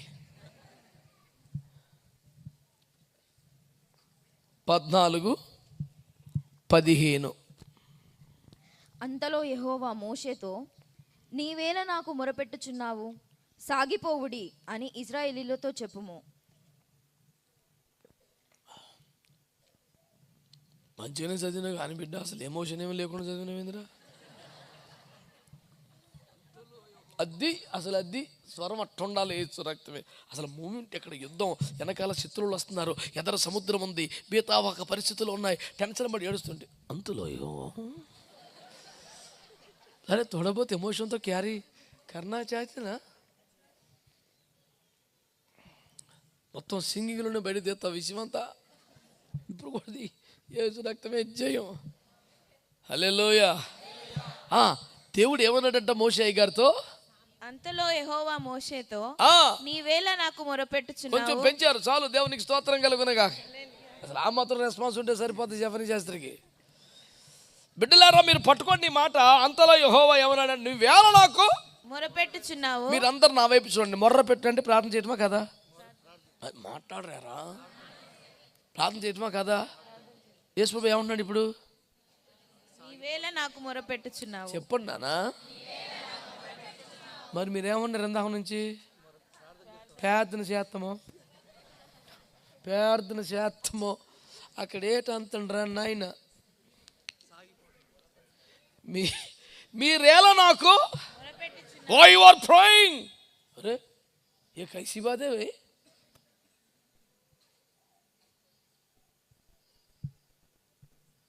और क्या कर सकते हम लोग? వెనకాలేమో శత్రువు పరిగెత్తుకొస్తున్నాడు సార్, ముందేమో సముద్రం చంపేస్తానంటే అది మీదకి వచ్చేస్తుంది పక్క నుంచి, ఈ వెనకాలేమో ఆడు ధర్మకు వచ్చేస్తున్నాడు. ఇప్పుడు చెప్పండి, ప్రార్థన కాకపోతే ఇంకేం చేయగలం అప్పుడు మనం? అటు చూడటం కాదు, శాతపడి ప్రాక్టీస్ చేసినట్టు కాదండి. వెనకాల శత్రువు సర్వసైన్యం తరుముకు వస్తున్నాడు సార్, ముందేమో భయంకర ప్రళయ భీకరంగా ఎగసిపడుతున్న సముద్రం అడ్డొద్దు సార్. అప్పుడు ప్రార్థన తప్ప ఇంకెవరిని ఎవరైనా చేయగలరా? అసలు ప్రార్థన చేయకపోతే ఎట్టాలా? ఒరే ఇట్టు పెట్టుకొని ఒకలై ప్రార్థన చేయి అనాలా? ప్రార్థన చేస్తే ఎందుకు ప్రార్థన చేస్తున్నాం అంటాడేంటి సార్? బైబిల్లో ఉందా మరి, నన్నేం చేయమంటావు? అప్పుడు మీరు ఏం చేయాలంటే, ఇది తప్పు, ప్రార్థన తప్ప ఇంకేం చేయగలం? ప్రార్థన చేయవలను అని రాయండి, కొట్టేసి ఆ మాట. వామ్మో, ఇది స్వయంగా దేవుడు మాట్లాడుతున్న నింగిలోనండి. మోషే నువ్వెలా మొరపెడతావు, ఎందుకు ప్రార్థన చేస్తున్నావు? మరి ఏం చేయమంటావు ప్రభు?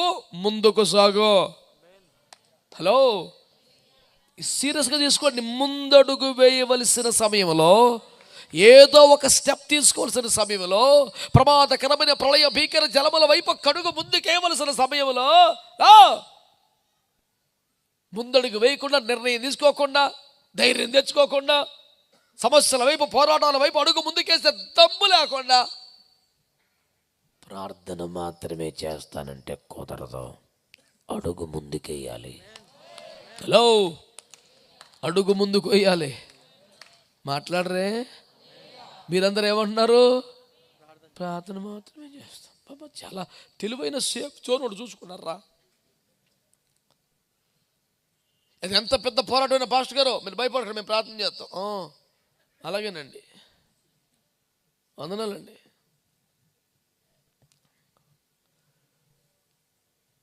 మిషనరీ మూమెంట్ ఒకటి ఉంది, గుర్తుందా? వెళ్ళగలిగితే వెళ్ళండి, వెళ్ళలేకపోతే వెళ్ళేవారిని. ఇది పట్టుకున్నారయ్యా జనం. ఎవడు అట్లా అందరూ పంపేవాళ్ళే తయారయ్యారు. అక్కడ అన్నదండి, వెళ్ళలేకపోతే మాట్లాడరా, వెళ్ళలేకపోతే వెళ్ళగలిగి కూడా ఎల్లబుద్ధి కాక పంపుతున్నారు ఇప్పుడు వీళ్ళు. ఎవడు చస్తాడు ఈ సావు? మీరే చావండి. అది చాలా రిస్క్ పాస్ట్ గారు. ఈ చాలా we just want to stay back in the safest zone, you know. Why don't you go ahead, pastor? Be assured of a support and praise. If you want any blank check, I will give you. Oh, so. Yeah. నీ చెక్కులకు దండం పక్కన పెట్టి ముందురా.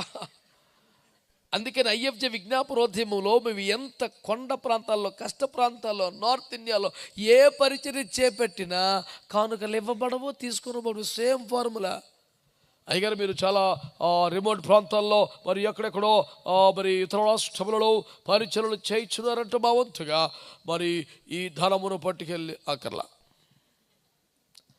అయ్యో మేము అందులో పాలివారు అమ్ముకుంటున్నాం, welcome, అయితే డబ్బులు తీసుకోండి, అక్కర్లా. అరే ఇదేంది, మేము కూడా పాలి భాగస్తులు ఉండకూర్చున్నాం, వెల్కమ్, అయితే కానుక తీసుకోండి, వద్దు. మరి ఏం చెప్తున్నారు సార్? పాలి భాగస్తులు అవ్వాలనుకుంటే రండి, డబ్బులు అయితే ఇంకెవరికైనా ఇవ్వండి. ఇక్కడ కూటమి అది కాదు, స్తోత్రం చెప్పొచ్చుగా. నేను ఐఎఫ్జే ప్రేయర్ మూమెంట్ చెప్తున్నా, మీ సంఘాలకి ఇవ్వద్దని చెప్తున్నా, నా మీద పడేయాలి మళ్ళీ. ఐఎఫ్జే ప్రేయర్ మూమెంట్ డబ్బులు కలెక్ట్ చెయ్యదు, అది చెప్తున్నాను నేను. మరి అక్కడ మీటింగ్ ఉంది, మరి ఆ విధంగా మరి ముందుకెళ్తున్నాం కనుక అది ఉండదు. మరి ఐఎఫ్జే మీ సహకారం కోరుకుంటలేదా? కోరుకుంటుంది. ఎలాగా? రెండే రకాలు. మాతో కలిసి ప్రార్థన చేయండి, మాతో కలిసి ప్రయాణం చేయండి. మూడో పాయింట్ లేదు. ఐఎఫ్జే వరకు సంఘానికి మూడో పాయింట్ ఉండాలి. ఆమె ఇప్పుడు ఒక్క మాట చెప్పండి, ప్రార్థన చేస్తుంటే మోషేని పట్టుకుని దేవుడు ఏమన్నాడు? నువ్వెందుకే ప్రార్థన చేస్తున్నావు? ప్రార్థన తప్పితే ఏం చెప్పమంటావు ప్రభా?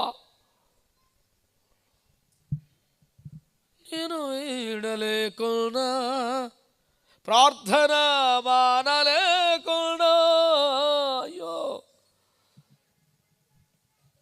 లేచి ముందుకెళ్తాక అక్కడే సిద్ధపరిచిన బలం లేదు. హల్లెలూయా. సముద్రం ఉంది, మింగఘోరుచున్నది, నాకు తెలుసు, ముందుకెళ్ళా. Lord will you clear the sea first so that I can take a step ahead. ఓ అమ్మాయి కూడా యాజకుల దేవుని బిడ్డల పాదాలు తాకితే తప్ప నీళ్లు జరగవు. నువ్వు ఒడ్డు మీద నిలబడి ఏమంటున్నావు?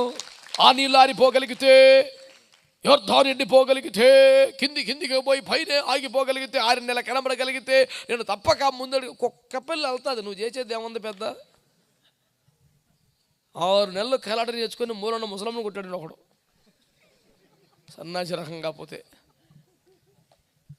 ఒక పెహల్వాన్ చూసుకోరా బాబు, ఒక ఫైటర్ని చూసుకో. నువ్వు నేర్చుకుంది ఎంతో చూడు ఒకసారి. కటాసులు టపాసులు ఏదో అప్పుడు చూడు. మరి ఆ విధంగా ఆ జలములు ప్రవహించుచుండగా, మరి నురుగులు కక్కుచుండగా మేము ఎలాగ వెళ్ళగలము? అని తీసేస్తే, అన్ని ఖాళీ చేసేస్తే, మంచి తారు రోడ్డు వేసేస్తే, అప్పుడు ముందుకే పయనము వెనుకకు తిరగము అని సండేసుకున్నారే. నువ్వు ఇంకా పెద్దోడు అవ్వలేదురా. చిన్నప్పటి నుంచి మేము ఆ విధంగానే ఉన్నావు. నువ్వు అసలు ఏ విధంగా కూడా డెవలప్ అవ్వాలా. మారు మనసు పొందిన మట్టికి స్తోత్రం చెప్పండి, చెప్పండి గట్టిగా హల్లెలూయా. ఈరోజు మన పాయింట్ ఒకటే సార్, మన పాయింట్ ఒకటే. మేము ప్రార్థన మాత్రమే చేస్తామనే సేఫ్ జోన్ డైలాగులు వద్దు. హలో, నేనేం మర్మంగా చెప్తున్నానా? నాకు రాంది అది కదా. అసలు మర్మంగా చెప్పడం ఒకటే, అది రాక ఇన్ని బాధలు. మా వాళ్ళు చెప్తారు, అన్నా నువ్వు అన్నీ అట్లా డైరెక్ట్ అయిపో, కొంచెం అట్టు చెప్పు. నాకు అట్ట రాదు, అటు రాదు. ఇది మన system. Not beating around the bush. అట్ట తిరగాల, అట్ట ఆదిగో దొరికింది, ఎందుకు ఇట్ట దొరకలా? అరే ఎక్దమ్ మారో పంచితే ఎలా అవుతుంది? ఏదో బస్ బసేగా అదే నైసా గుమా గుమాకే नहीं।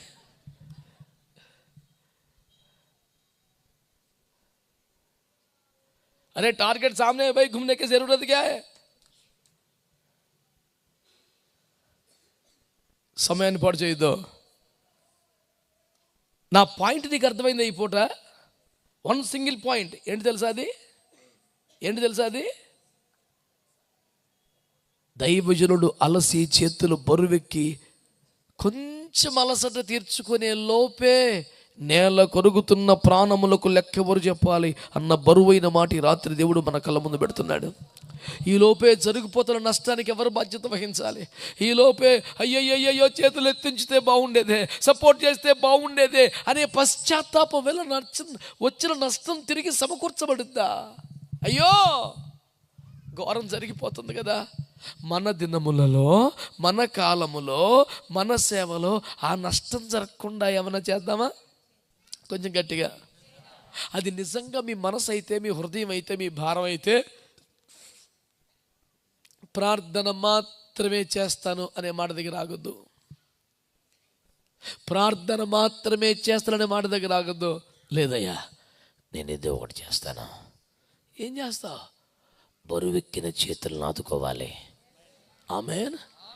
ఆ చేతులు దించిన తర్వాత అప్పుడు రాయేసి, అప్పుడు కూర్చోబెట్టి, అప్పుడు ఆదుకొని మొత్తం మీద కథ సుఖాంతమయ్యేలా చేసే బదులు అసలు బరువెక్కకుండానే చూద్దాం అనేది నా ప్రతిపాదన ఈ పూట.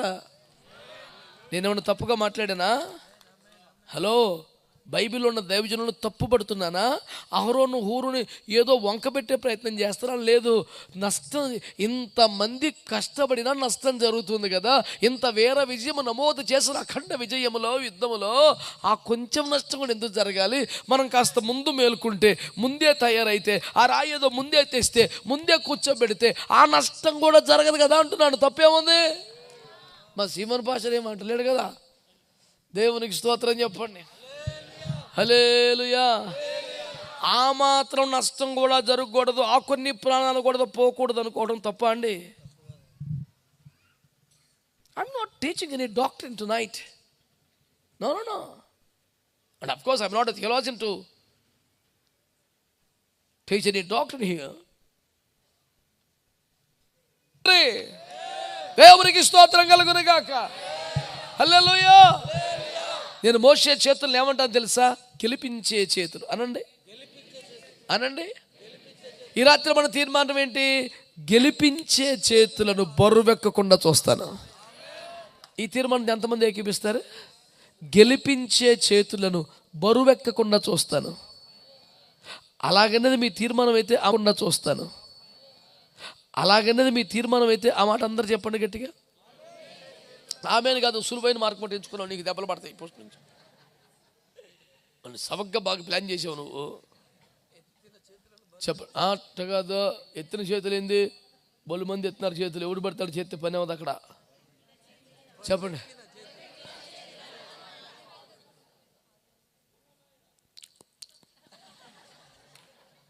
అర్ధాకల మహాపాపం, అదే కంప్లీట్గా చేసుకోవచ్చు కదా. చెప్పండి ఏమన్నారు? బరువెక్కిన చేతులను ఆదుకునే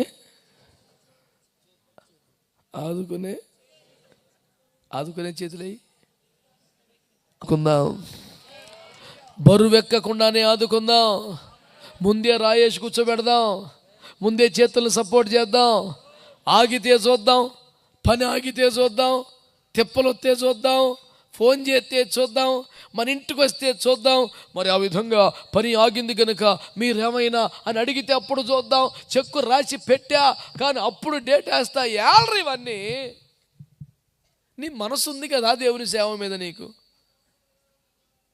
నీవు ఆశీర్వదింపబడిన అనుభవాలను బట్టి నీకు దేవుని రాజ్య నిర్మాణం కొరకు ఒక భారం ఉన్నది కదా.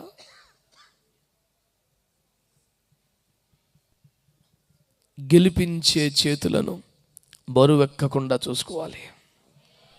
గట్టిగా ఆమేనండి. గెలిపించే చేతులను బరువెక్కకుండా చూసుకోవాలి. ఈ రాత్రి దాన్ని ఒక తీర్మానంగా చేసుకో. ఈ రాత్రి ఒక సమర్పణగా తీసుకో. ఏదైనా విస్పష్టమైన నిర్ణయం చేసుకో. దేవునికి మహిమ కలుగును గాక. చెప్పారా గట్టిగా? హల్లెలూయా, హల్లెలూయా. కనుక దేవుని బిడ్డలారా, అమాలేకీయులతో యుద్ధము చేయించున్నటువంటి ఇశ్రాయేలు ప్రజలను మనము చూచినప్పుడు వారు మోషే కొండ మీద చేతులు ఎత్తుచున్నాడు, అహరోను హూరు చేతులను ఆదుకొనుచున్నారు. పాలెములో ప్రజలతో యెహోషువ కలిసి యుద్ధము చేయించున్నాడు. ఈ 4 గంటల పోరాటం ఉన్నది. కొండ మీద చేతులు ఎత్తేవారు ఉన్నారు, వారిని ఆదుకునేవారు ఉన్నారు, పాలెములో పోరాడుచున్న వాళ్ళు ఉన్నారు. ఏదో ఒక చోట నీవు ఉండాలి కదా. చేతులు ఎత్తే వ్యక్తివి నీవేనా, లేక ఆదుకునే వ్యక్తివి నీవా, పోని పోరాడుచున్నవాడివా? ఏదో ఒక స్థలములో ఏదో ఒక కార్యమును దేవుని రాజ్య నిర్మాణము కొరకు, ఆత్మల రక్షణ కొరకు, సేవ మహిమకరముగా ముందుకు సాగుటకు నీవు చేయవలసి ఉన్నదని నేను ప్రభు పేరట మీకు మనవి చేస్తున్నాను. దేవునికి స్తోత్రం చెప్పండి గట్టిగా. హల్లెలూయా. ఈ అమాలేకుల యుద్ధం అయిపోయింది అనుకోండి పోని, ఈ అమాలేకుల యుద్ధం అయిపోయింది అనుకోండి పోని, యెహోషువ గ్రంథం 3వ అధ్యాయములో యోర్దాను అడ్డం వచ్చింది కదా. ఎర్ర సముద్రం అంటే అయిపోయింది. దేవునికి స్తోత్రం. యోర్దాను వస్తే ఏం జరిగింది? ఎట్లా చేయింది ప్రభువా? వీళ్ళకి ముందు నీళ్ళు అనగానే ఏం గుర్తొచ్చినాయి? ఎర్ర సముద్రం.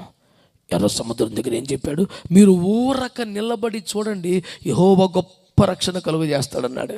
వీళ్ళకి ఇది బాగా సూట్ అయింది, నచ్చింది కూడా. మనం అంత పెద్ద సముద్రం అయితే మాత్రం మనం ఊరక నిలబడి చూస్తామే, దేవుడు చేసుకుంటాడు. ఈ మాట చెప్పనివ్వండి. ఎర్ర సముద్రము పాయలు చేయుట అనండి, ఎర్ర సముద్రము దాటుట అనండి. దాన్ని దేంతో పోల్చాడు? 1 కొరింథీ పత్రిక 10వ అధ్యాయంలో పౌలు గారు మాట్లాడుతూ దాన్ని బాప్తిస్మంతో పోల్చాడు. అవునా కదా? మనం కొత్తబడి గిట్టించేది కాదు, బాప్తిస్మం అని చెప్పాడు. ఇప్పుడు బాప్తిస్మం అంటే ఏంటి? రక్షణ. నమ్మి బాప్తిస్మం పొందినవాడు అయ్యలారా రక్షణ పొందడం ఏం చేయాలంటే బాప్తిజం పొందడి. కనుక బాప్టిజం తీసుకోవటం అంటే రక్షణ పొందటం. అంటే నువ్వు ఊరక నిలబడి చూసేది ఎక్కడ తెలుసా? రక్షణ. రక్షణ విషయంలో నువ్వు చేసేది ఏమి లేదు, అన్నీ ఆయన చేసి ముగించాడు. ఆయన వెల చెల్లించాడు, ఆయన శిక్షను భరించాడు, ముగించాడు, మరణం యొక్క తాళంచెవులు లాక్కొచ్చాడు, అన్నీ చేశాడు. రక్షణ కొరకు నువ్వేం చెయ్యక్కర్లా, ఊరక నిలబడి చూస్తే చాలు, రక్షణ ఉచితంగా ఇచ్చేస్తాడు. కానీ ఈ ఊరక నిలబడి చూడటం అనేది రక్షణ పొందే విషయంలోనే. నీ నీతి అక్కర్లా, నీ డబ్బు అక్కర్లా, నీ తెలివక్కర్లా, నీ ప్రయాస అక్కర్లా. ఊరక నిలబడి చూస్తే సిలువలో ఆయన చేసిన త్యాగం వలన రక్షణ నీకు దక్కలు పడిపోద్ది. ఆమేన్. కానీ అది దాటిన తర్వాత ఏంటి తెలుసా? యోర్దాను అప్పుడు ఏం చేయాలి తెలుసా? నువ్వు పరిశుద్ధపరచుకోవాలి. ఊరక నిలబడి చూస్తే చాలు, ఇప్పుడు శుద్ధీకరణ రావాలి. శుద్ధీకరణ అయిపోయిన తర్వాత ఏం చేయాలి తెలుసా? ఎవరు ఫేస్బుక్లో హైలైట్గా మాట్లాడితే వాళ్ళని ఫాలో చేయకుండా, ఎవరు యూట్యూబ్లో కింగ్ అయితే వాళ్ళని ఫాలో చేయకుండా, ఎవరు ఊరక తొడగొడితే మేసం చెప్తే వాళ్ళని ఫాలో చేయకుండా, ఎవరు అడ్డగోలుకి అందరిని తిట్టుకుని విమర్శలు చేస్తే వాళ్ళని ఫాలో చేయకుండా ఏం చేయాలి తెలుసా? ఎవడో కొత్త సిద్ధాంతం పట్టుకొత్తాన్ని ఫాలో చేయకుండా ఏం చేయాలి తెలుసా? యెహోవా నిబంధన మందసమును మోయుచున్న దైవజనుని వెంబడించాలంట. నిబంధన మందసమును మోయుచున్న యాజకుల అర్రకాళ్ళు తగిలితే యోర్దాను చీలుద్ది. ఫస్ట్ బోరలు దేవాలు వెళ్ళాలి. నెక్స్ట్ ఏం చేయాలి? మందసను మోసే యాజకులు వెళ్ళాలి, వెనకాల మీరు వెళ్ళాలి. అంటే ఈ నెక్స్ట్ లెవెల్లో యోర్దాను జయించాలంటే వాళ్ళు ఒక పోరాటం వస్తే మనం ఏం చేయాలి? ఎప్పుడు మమ్మల్ని ఓరక నిలబడి చూస్తే చాలదు. ఈసారి శుద్ధీకరణలోకి రండి, శుద్ధీకరణలోకి రండి. రాజకీయ పార్టీల ఎజెండాలను విదేశీ సొమ్ములను పనికి మన సిద్ధాంతంలో ప్రధాన మోస్తున్నవాడు కాక, యెహోవా నిబంధన మందసమును మహిమగల సేవలో నలిగిపోతున్న ఒక దైవజనుడు ఉంటే ఆ మందసమును మోయుచున్న యాజకుని వెంబడించండి. ఎవరిని పడితే వాళ్ళని వెంబడిస్తే నీకు విజయం రాదని మీకు జ్ఞాపకం చేస్తున్నాను. ఆమేన్, ఆమేన్. ఎందుకు వాళ్ళని వెంబడించాలి చెప్పనా? వాళ్ళు గబగబా యోర్దానులోకి దిగారు కానీ అవతలొడ్డుకి ఎక్కలేదు. అది గొప్పతనం. వాళ్ళు గబగబా యోర్దానులోకి దిగారు కానీ అవతలొడ్డుకి ఎక్కలేదు. కారణం ఏంటి? వీళ్ళు అర్రకాళ్ళు యోర్దాను నీటికి తాగితే యోర్దాను నీళ్ళు ఆగిపోయాయి. కానీ అవతల ఒడ్డుకి ఎక్కితే పొడి నేల మీద నిలబడగానే మళ్ళీ యోర్దాను మళ్ళీ మామూలుగా కలిసిపోయి ప్రవహిస్తుంది. అందుకని వీళ్ళు ఒడ్డెక్కకూడదు. వీళ్ళు మధ్యలో నిలబడ్డారు. వీళ్ళ భుజం మీద మందసం బరువు ఉంది. వీళ్ళ కాళ్ళు మెల్లిగా కృంగుతున్నాయి, నీరసం అనిపిస్తుంది, కాళ్ళు వణుకుతున్నాయి, భుజాలు నలుగుతున్నాయి. అయినా మధ్యలో నిలబడాలి. ఏం చేస్తున్నారు? వెళ్ళిపోండి. తనకు అప్పగించబడ్డ చిట్ట చివరి ఆత్మను కూడా ఒడ్డెక్కించాక, ఇంకెవడు విడవబడలేదన్నాక అప్పుడు ఈ దైవజనుడు మెల్లిగా ఒడ్డెక్కుతున్నాడు. దైవజనుడే ఒడ్డెక్కాలనుకుంటే, దైవజనుల్లో ఒడ్డున పడిపోవాలంటే, దైవజనులే సెటిల్ అయిపోవాలనుకుంటే, దైవజనులు తమ లైఫ్ని ఎంజాయ్ చేయాలనుకుంటే అది ఎప్పుడో. కనాడు దైవజనుడు కాదు. ఏం చేస్తారు తెలుసా? తను కొంత లెక్క వస్తాడు, మనకంటే ముందుకెళ్తున్నట్టుగా, మనకంటే డెవలప్ అయినట్టుగా, మనకంటే సాగినట్టుగా మధ్యలో ఉండిపోతాడు. ఇటు యువతలొడ్డుకు లేడు, అవతలొడ్డుకు లేడు. మధ్యలో భుజమును మందసంతో నలుగుతూ ఉండగా, నడుము వణుకుతూ ఉండగా, కాళ్ళు కృంగుతూ ఉండగా నిలబడి ఉంటాడు. తనకు అప్పగించబడ్డ చిట్ట చివరి ఆత్మ కూడా ఒడ్డెక్కాక అప్పుడు మెల్లిగా వెళ్తాడు. అందుకని అట్టి దైవజనుని మనం వెంబడించాలి. ఆమేన్. అది దాటంగానే ఎరుకు అడ్డొచ్చింది. వామ్మో మళ్ళీ ఇంకో తలకాయ నొప్పి వచ్చిందిరా నాయన అనుకుంటే, ఆ ఎరుక దగ్గర ఏం చేయమన్నాడు తెలుసా? ఏం చేయమన్నాడు తెలుసా? దైవజనులు బోరలు ఊదుతారు, అప్పుడు మీరందరూ కేకలు వేయండి. ఆమేన్.